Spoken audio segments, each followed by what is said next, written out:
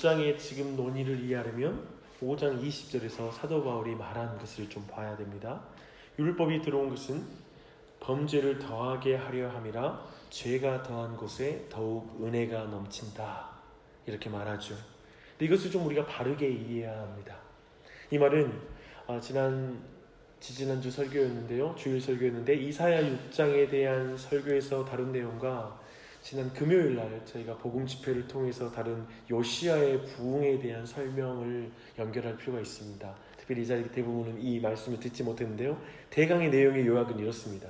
이사야의 부르심을 통해서 우리가 죄인임을 깨닫는 것은 다른 사람과 비교해서 깨닫는 것이 아니라 하나님을 볼 때, 하나님과 우리를 비교할 때 내가 죄인인 줄 깨닫게 된다라는 것을 확인했었고요. 그것처럼 요시야가 이제 종교개혁을 하는데 그가 성전에서 발견한 율법책과 자신을 비교할 때 그 백성이 얼마나 큰 죄인인지를 깨닫게 된다라는 내용이었습니다. 이게 그 대략의 내용입니다. 우리가 하나님의 말씀을 통해서 하나님의 거룩하심을 알면 알수록 우리가 죄인인 것을 깨닫게 됩니다.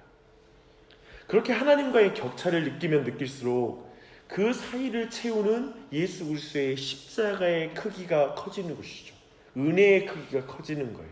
하나님이 얼마나 거룩한 것과 내가 얼마나 큰 죄인인지를 알게 될 때 그 사이를 채우는 예수님의 은혜와 사랑이 우리에게 크게 와닿는다는 것입니다. 바로 그 말이 20절의 의미예요. 보십시오. 율법이 들어온 것은 범죄를 더하게 하려 함이라 죄가 더한 곳에 더욱 은혜가 넘친다 라는 이 의미인 것입니다. 그러니 이것을 정확히 이해를 못하면 은혜를 더하게 하려고 죄를 더 지어도 된단 말이냐? 이런 식의 질문을 하게 되는 것입니다. 이 질문은 사실은 단순한 질문은 아닙니다. 단순히 그냥 바울의 반대하는 대적자의 수준이 아니라요, 그 당시에 초대교회 당시에 소위 율법 폐기론자들이 있었습니다. 반율법주의자들이 있었습니다. 오늘날로 말하면 구원파의 교리를 가진 자들입니다.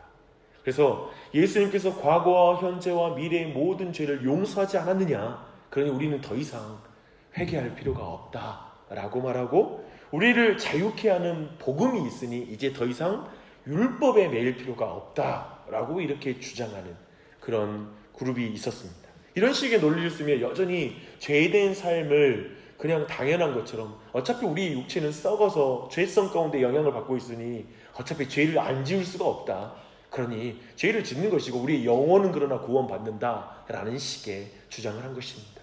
사도는 죄가 더한 곳에 더욱 은혜가 넘친다는 진리를 이런 식으로 오해하는 것을 철저하게 반대합니다.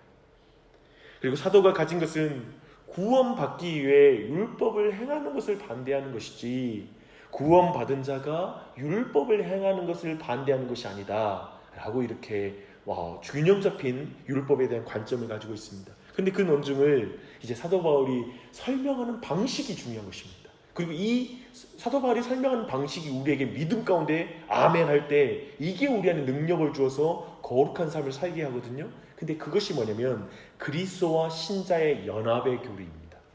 예수 그리스도와 우리가 연합되어 있다는 것입니다. 그래서 3절과 4절을 보십시오. 무릇 그리스도 예수와 합하여 세례를 받은 우리는 그의 죽으심과 합하여 세례를 받은 줄을 알지 못하느냐. 그리스도의 십자가는 죄인인 우리가 당할 죄를 대신 형벌을 당하신 예수 그리스도만의 독특한 사역이잖아요. 하지만 이 십자가는 사실 죄에 대하여 죽는 죽음이기도 하다는 거예요. 나의 죄에 대한 죄의 형벌을 위한 죽음이기도 하고 죄에 대한 죽음이기도 하다는 사실입니다. 나의 죄에 대한 죽음으로만 머물면, 그죠? 나의 형벌을 대신 짊어지고 있다라면 우리는 그것이 예수님께서만 행하신, 그래서 감사합니다, 땡큐라고 외치고 그냥 끝나는 복음에 지나지 않을 수 있습니다. 하지만 그런 반면에 우리가 왜 거룩한 삶을 살아야 되냐 라는 거에 대해서는 동기부여가 잘 안 되는 거예요.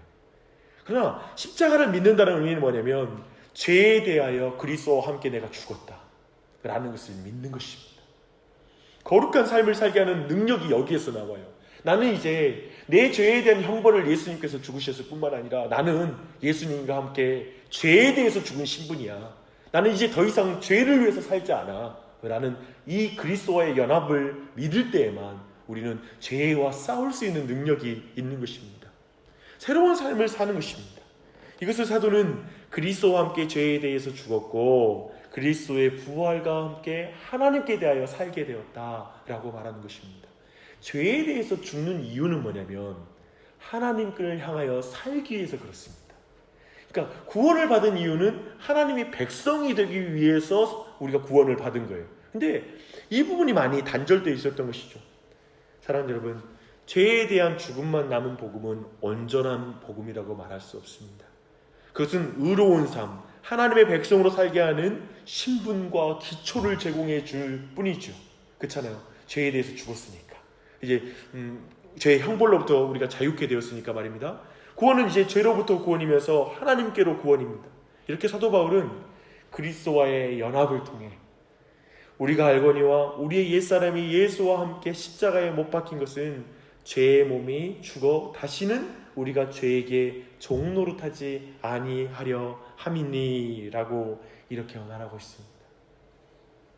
바울이 믿는 그리스도와 연합의 의미를 좀 더 이해하려면 현대에 유행하는 복음과 비교할 필요가 있습니다. 현대에 익숙한 복음은 그리스도께서 나의 죄를 위해 대속의 죽음을 당하셨다, 그것만 믿으면 천국 가 라는 복음입니다. 이것이 다 틀린 것은 아니라 너무나 빈 구석이 많습니다. 그리고 부족합니다. 충분하지 않습니다. 이런 복음은 이 땅에서 죄 지을 일만 남았다, 그래서 빨리 죽어서 천국 가는 것이 답인 것밖에 없는 그런 삶을 낳기도 합니다. 그래서 다분히 한국교회는 구원파적인 구원관을 가지고 있다라고 이렇게 지적받기도 합니다. 예수님 믿고 자기가 하고 싶은 대로 살 수 있는 것입니다. 이것은 뭔가 우리가 복음에 대한 잘못된 이해가 있다는 걸 돌아봐야 할 것입니다.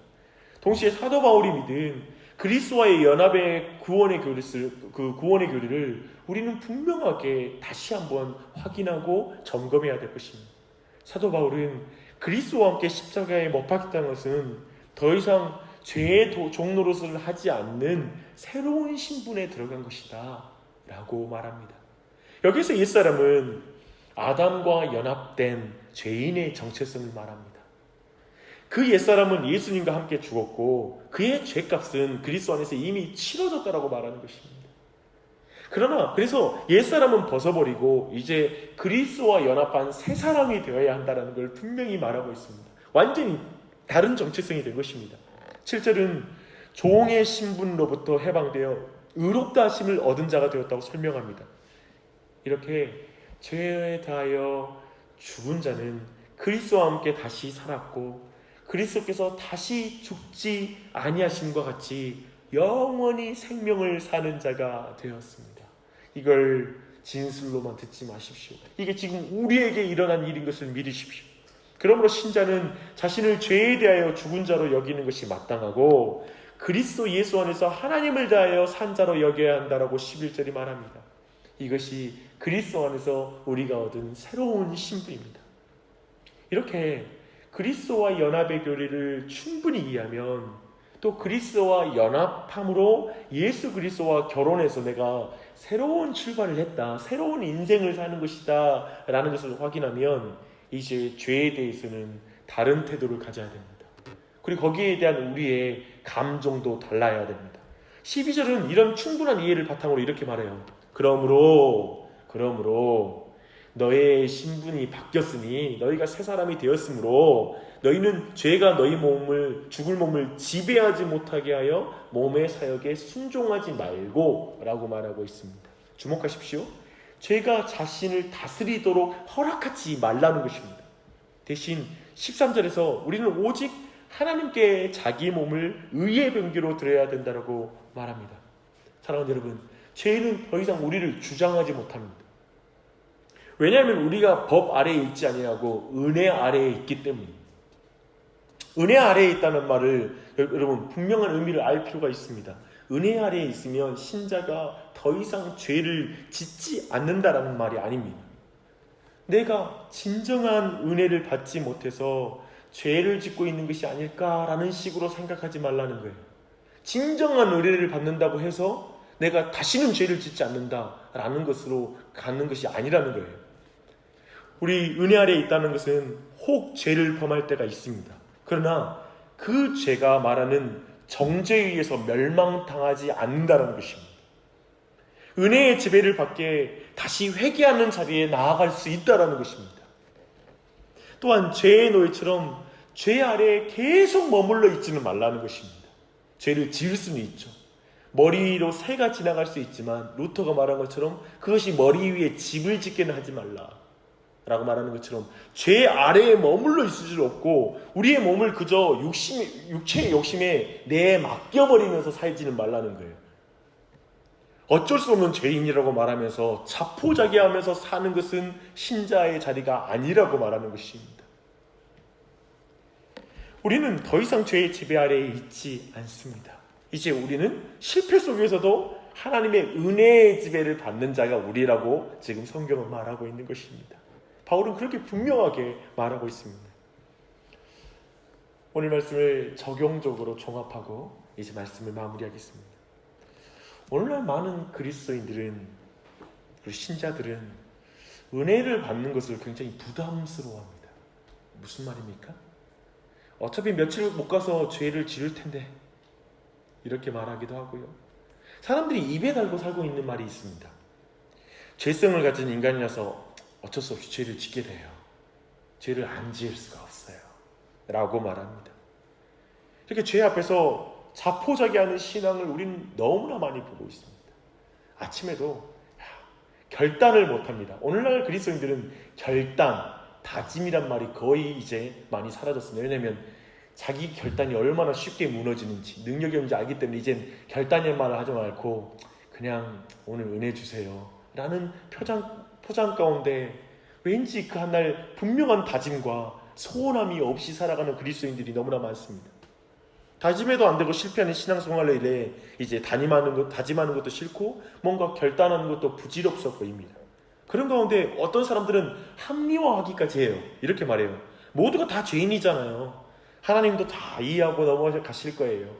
안 그러면 그냥 인간을 이렇게 연약하게 만들지나 말거나 은혜를 주시려면 화끈하게 주시거나 어차피 계속 죄만 더하는 사람 빨리 천국에 갔으면 좋겠네요 라는 식으로 말하는 사람도 있습니다.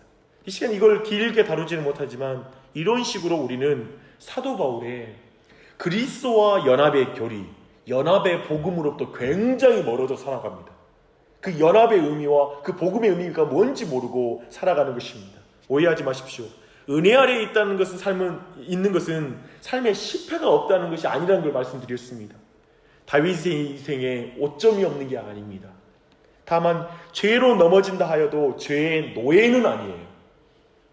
죄로 넘어지나 예수님을 붙잡고 일어서는 것이 하나님의 종인 것입니다. 은혜 아래에 있는 것입니다. 그분은 은혜로운 하나님이십니다. 저는 여러분에게 성경적인 정욕점을 말씀드리고 싶습니다. 주님을 위해 살겠다라는 자기 열심의 결단보다 예수님과 함께 내가 죄를 향해 죽었다는 말을 자주 고백하십시오. 하나님, 이 아침에도 한번 그런 고백을 드리세요. 하나님, 나는 이미 죄를 향해서 죽었습니다. 십자가에 이미 달려 내가 죄를 향하여, 저 죄의 형벌을 향하여 죽었습니다. 그리고 나는 이제 하나님에 대하여 산 사람입니다라고 자기의 정체성을 늘 기도할 때 먼저 외치십시오. 반복적으로 외치십시오. 죄의 유혹이 오면 이렇게 말하십시오. 난 죄에 대해서 죽은 자이다. 난 죄에 대해 그리스도와 함께 죽은 자입니다 라는 걸 선포하십시오. 시편의 기자는 늘 자신에게 하나님의 말씀을 들려주거든요. 이건 매우 효과적이에요. 자기에게 하나님의 말씀을 들려주세요. 하나님의 정체성을 자꾸 들려주세요. 왜냐하면 우리 너무 죄의 노예로, 죄의 어떤 그 사단의 어떤 속삭임 가운데 내가 죄의 노예인 것이냐, 예전에 내 습관 가운데 그 죄가 시키는 대로 살아가는 것에 강력한 영향을 받기 때문에 그렇습니다. 자꾸 진리를 들려주십시오. 그리고 이제 죄의 노예가 아니라 하나님의 종인 것을 늘 선포하십시오. 그리고 자신의 정체성을 분명히 고백하고, 어쩌면 나 오늘 실패 안 할 것입니다. 실패 안 할 것입니다. 자기 결단을 하지 말고 난 오늘 하나님의 종으로 살기 원합니다. 주님, 은혜를 베풀어 주십시오. 난 주님의 종으로 살 것입니다. 주님, 도와주시옵소서. 성령께서 역사하여 주시옵소서. 그리스도께서 나와 함께 하십니다. 이건 믿음의 원리더라고요. 제가 보니까 이게 매우 중요해요. 믿어야 돼요. 아멘. 하나님이 도와주시 믿습니다. 성령님 내 안에 역사하실 줄 믿습니다. 이지 여기서 어차피 실패할 텐데, 오늘도 그럴 텐데, 이 마음, 어차피 난 죄인인데, 이것이 우리의 마음을 다 깨뜨려요. 믿어야 돼요. 성령이 내 안에 역사하실 걸 믿어야 돼요. 그리스도 안에 연합된 걸 믿어야 돼요. 그 믿음 가운데 다짐하고 기도하고 결단하며 나아가십시오. 그리고 그 은혜 안에 살고 있다. 그렇게 살면서 끊임없이 난 은혜 아래 살고 있다. 혹 실패할 수도 있겠지? 도리어 이렇게 말하는 거죠. 실패할 테니까 결단하지 말자가 아니라, 내가 결단해도 실패할 수도 있겠지? 그러나 난 은혜 아래에 있어. 이렇게 나아가는 게 신자의 거룩한 삶을 향해 나아가는 능력입니다. 여러분, 이런 믿음 가운데 이 아침에도 그러한 기도를 드리십시오. 사실 이 믿음이 오늘날 그리스도인들에게 많이 파괴되어 있습니다. 그리스도의 연합의 교리가. 그래서 오늘날 우리의 자녀들을 위해서 기도할 때도 그렇고, 또 가정과 배우자, 그리고 정말 교회를 위해서 기도할 때 이 깨어진 복음, 그리스도의 연합의 교리가 모든 삶에 회복되게 해달라고 하는 기도를 여러분 이 아침에 드려보십시오. 이건 굉장히 중요한 기도입니다. 우리 믿음의 기도 가운데 하나님 역사하실 줄 믿습니다. 기도하시겠습니다. 하나님 아버지, 이 아침에 로마서 6장을 통하여 우리가 주님 어떠한 신분인지를 확인하게 해주시고, 그리고 우리가 어떠한 믿음 가운데 기도해야 될지를 알려주시니 감사합니다. 하나님, 우리가 죄의 종이 아니라 의의 종인 줄 믿습니다. 우리는 죄를 향하여 죽었고 이제 우리가 하나님을 향하여 산 사람인 줄 믿습니다. 그리스도께서 우리의 형벌을 죽으심은 우리를 살려 하나님의 백성 되게 하시기 위함인 줄 믿습니다. 하나님의 말씀의 통치를 받게 하기 위해 하나님 예수님께서는 말씀에 순종하여 십자가에 달려 죽으신 줄 믿습니다. 하나님, 이 분명한 구원의 목적, 우리를 바꾼 복음, 우리를 하나님의 종과 하나님의 백성으로 바꾼 이 복음을 우리가 아멘하고 믿고 우리의 정체성을 분명히 하게 하여 주시옵소서.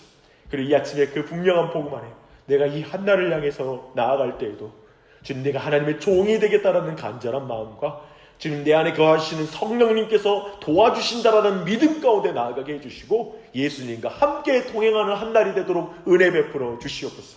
이 한날을 볼 때 내 혹 넘어지지 않을까, 난 부족하지 않을까라는 그 모든 두려움이 여전히 우리에게 있지만, 나는 은혜 아래에 있는 자이다, 은혜 아래에 은혜의 종이다 라는 사실을 믿음으로 오직 은혜로우신 하나님이 계속 우리를 붙잡아 주신 줄 믿고 나아가는 은혜 베풀어 주시옵소서. 이 아침 기도하는 사랑하는 지체들 담대하게 하여 주시옵소서. 결단하게 하여 주시옵소서. 그 결단은 내게 없는 걸 결단하는 게 아니라 내 정체성을 확인하는 결단인 줄 믿습니다.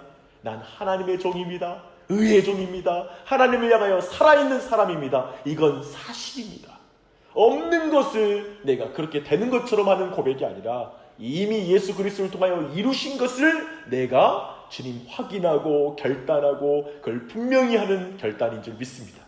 지금 사랑하는 지체들에게 그 예수 그리스도 안에서 이 시간 예수님의 이름으로 기도하는 한 사람 한 사람을 붙잡아 주시고 그 기도를 도와주시고 그 기도가 믿음의 기도가 되게 해주시고 감사의 기도가 되게 하여 주시옵소서. 큰 은혜를 이 아침에도 부어주시 간구하고 이 시간 우리의 입술을 통하여 주님 온 가족이 주님의 복을 받게 해주시고 우리의 기도를 통하여 교회가 그리고 많은 지체들이 하나님의 은혜를 누리게 해주시고 우리의 기도를 통하여 직장 사람들과 그리고 이 세상이 이 도시가 복받게 하여 주시옵소서. 주의 은혜를 우리 모두에게 붙잡아 주실 간구하며 우리의 기도를 도와주시기를 간절히 간구하며 예수님의 이름 받들어 기도드립니다. 아멘.